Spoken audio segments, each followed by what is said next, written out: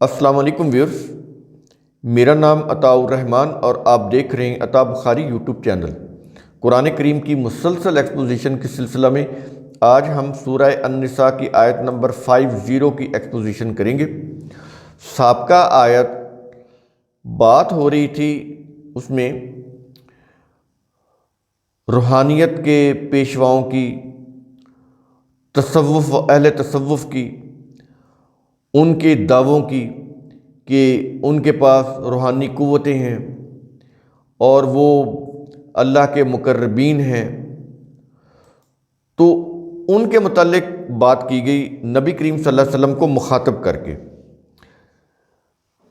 اس میں یہ کہا گیا کہ اے رسول، کیا تو نے نہیں دیکھا ان لوگوں کی طرف جو دعویٰ کرتے ہیں کہ وہ اپنی ذات کی نشو و نما کرتے ہیں، روحانیت میں آگے بڑھ رہے ہیں، وہ باطل پرستی کے باوجود دعویٰ کرتے ہیں کہ وہ روحانیت میں آگے بڑھ رہے ہیں۔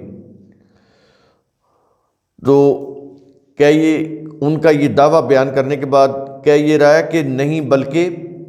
اللہ جسے چاہتا ہے وہ اپنے قانون مکافات کی روح سے،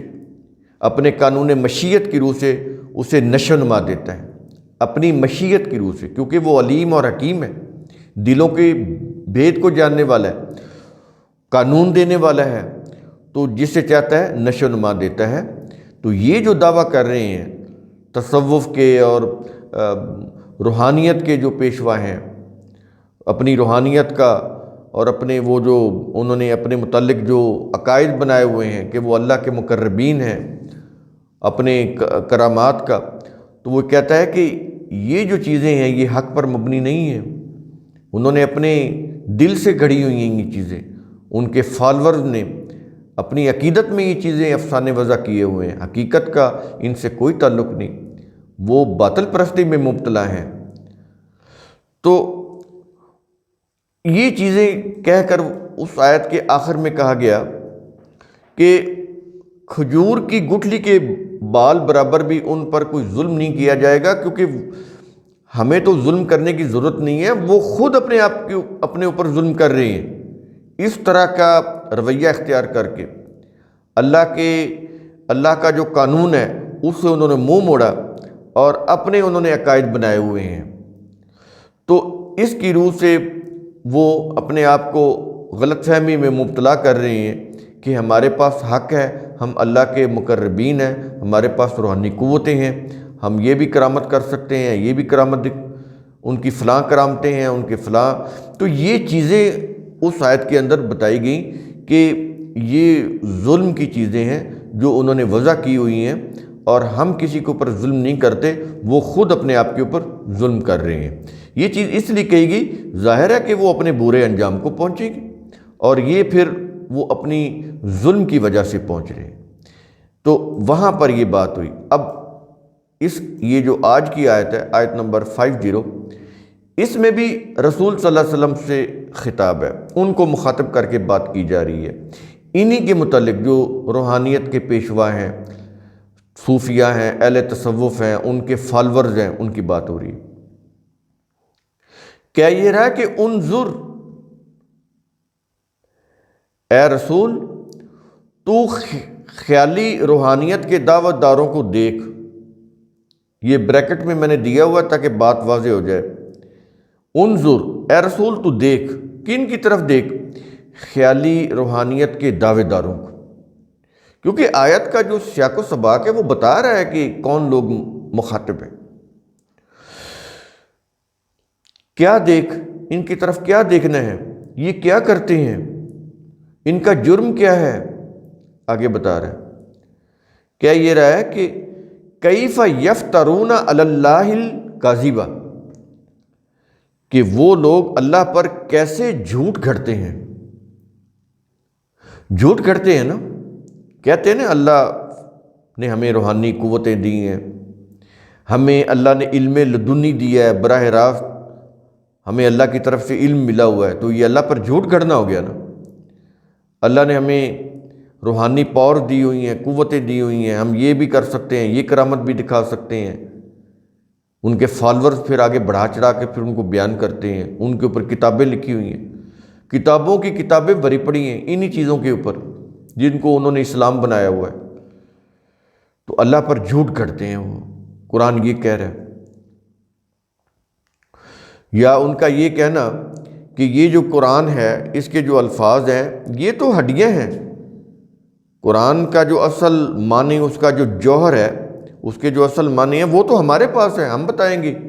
کہ کس لفظ کا کیا معنی ہے۔ میری کتاب عظمت رفتہ، اس کے اندر ہم نے مثال کے طور پر پوری ریفرنسز کے ساتھ ہم نے وہ کچھ عبارتیں وہاں پر کوٹ کی ہیں اور بتایا ہے کہ یہ کس طرح سے وہ جھوٹ گھڑتے ہیں،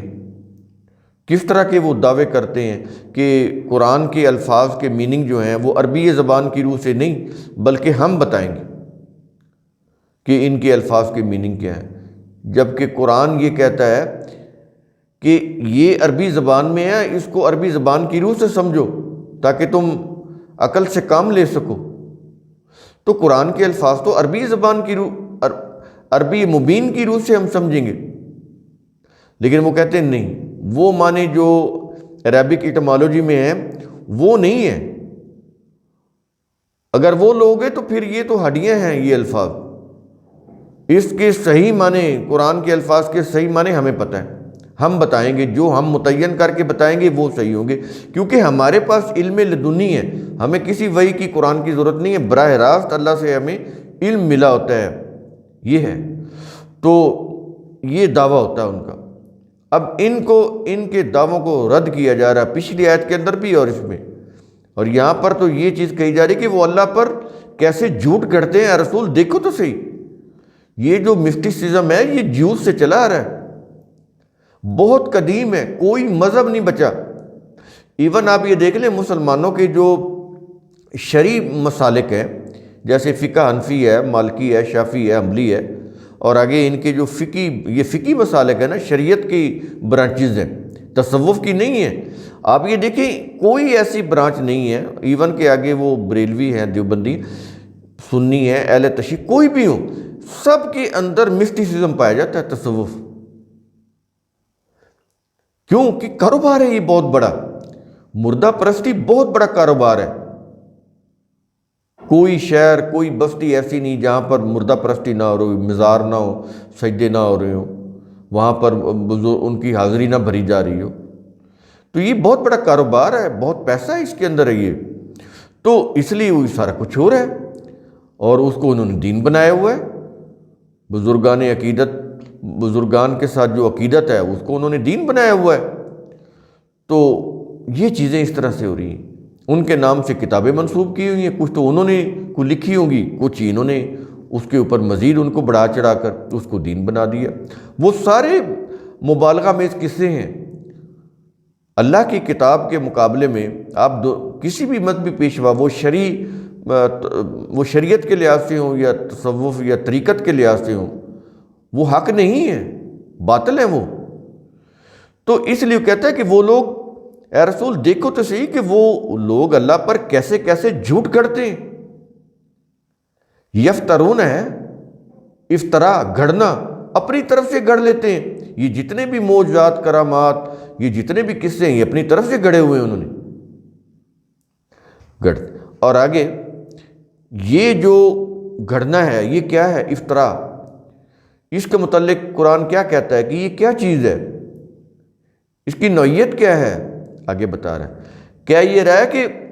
وَكَفَى بِهِ اسْمًا مُبِينًا، اور یہ صریح جرم کافی ہے۔ وَكَفَى کافی ہے، یہ جو کچھ کہہ رہے ہیں، یہ جو کچھ عقائد انہوں نے بنائے ہوئے ہیں، تو کہتا ہے کہ یہ صریح جرم ہے اور یہ کافی ہے، یہ جرم ان کی تباہی کے لیے یہ جرم کافی ہے۔ اس لیے یہاں پر وقفا کے لفظ آ رہے ہیں کہ یہ اتنا بڑا جرم ہے کہ ان کو تباہ کرنے کے لیے کافی ہے۔ تو اس آیت کا اوورآل اگر آپ اس کو سم اپ کریں تو اس کا کیا معنی بنتا ہے کہ روحانیت اور اللہ کی قربت کے دعوے دار کس طرح اللہ پر جھوٹ گھڑ کر اپنے خود ساختہ مسلک کو اللہ کی طرف منسوب کرتے ہیں۔ اللہ پر جھوٹ گھڑنے کا یہ صریح جرم ان کی ذات کو کمزور کر کے ان کو تباہ کرنے کے لیے کافی ہے۔ یہاں پر اسما ہے، وکفا بھی اسم مبینہ، یہ آ رہا ہے نا اسمن، یہ اسمن جو ہے بیسیکلی جو اس کے اندر میننگ ہے وہ کمزوری کے ہیں۔ جب آپ کوئی جرم کرتے ہیں تو اس سے کیا ہوتا ہے، آپ کے اندر ایک کمزوری پیدا ہوتی ہے۔ جب آپ صحیح کوئی کام کرتے ہیں، کوئی کام صحیح ہو جب آپ کرتے ہیں تو اس سے کیا ہوتا ہے، آپ کے اندر ایک انرجی پیدا ہوتی ہے، ایک کانفیڈنس آتا ہے۔ اس کے جو بھی نتائج بعد میں ہوں وہ ایک علیحدہ چیز ہے، یعنی آپ نے جو کام کیا وہ اچھا یا برا، اس کے نتائج تو بعد میں آنے ہیں نا، لیکن جو فوراً ایک چیز ہوتی ہے وہ کیا ہوتی ہے کہ اگر اچھا کیا ہے تو آپ کے اندر ایک قوت آئے گی، اعتماد آئے گا، اور اگر آپ نے کوئی جرم کیا ہے تو آپ ڈریں گے، خوف زدہ ہوں گے، آپ کے اعتماد میں کمی آئے گی، بلکہ ایک وقت آئے گا کہ اعتماد بھی ختم ہو جائے گا، کانفیڈنس نہیں رہے گا، قوت نہیں رہ جائے گی آپ کے پاس، ہر وقت دھڑکا ہوگا کہ کہیں میں پکڑا نہ جاؤں، اور جب پکڑے جائیں گے تو وہ قوت بھی ختم ہو جائے گی۔ تو یہ چیز ہے، یہ جو اسمن ہے یہ جرم ہوتا ہے جس سے انسان کی قوت کمزور پڑ جاتی ہے، اس کا کانفیڈنس ختم ہو جاتا ہے، انسان کے آگے بڑھنے کی جو قوت ہے وہ دم توڑ جاتی ہے۔ تو اس لیے قرآن کریم یہاں پر اسمن لے کر آ رہا ہے۔ اب تراجم میں یہ جو ریلیجس تفاسیر اور ٹرانسلیشن ہیں اس میں اس کا ترجمہ کیا ہوا گناہ، تو یہ فٹن نہیں ہوتے، یہ میننگ پرشین زبان کا لفظ ہے گناہ، فٹن نہیں ہوتا، تو اس لیے بڑی ہی قابل غور چیزیں ہیں یہ۔ تو اس لیے میں نے اس کے نوٹ کے اندر جہاں پر اس کا ٹرانسلیشن میں کمپائل کر رہا ہوں، تو اس لیے میں نے اس کے جو نوٹ دیا ہے وہاں پر یہ چیز واضح کی ہے تاکہ اسمن کے معنی وہاں پر پورے آ جائیں۔ اس لیے میں نے وہاں پر یہ کیا کہ اللہ پر جھوٹ گھڑنے کا یہ صریح جرم ان کی ذات کو کمزور کر کے انہیں تباہ کرنے کے لیے کافی ہے، کیونکہ اس کے ساتھ وقفہ بھی آ رہا ہے تاکہ بات پوری طرح سے کلیئرٹی کے ساتھ آپ کے سامنے آ جائے۔ تو قرآن کریم کا اصول ثم تتفکروا، اس کی روح سے آپ خود بھی سوچا کریں، سمجھا کریں، غور و فکر کیا کریں۔ شکریہ۔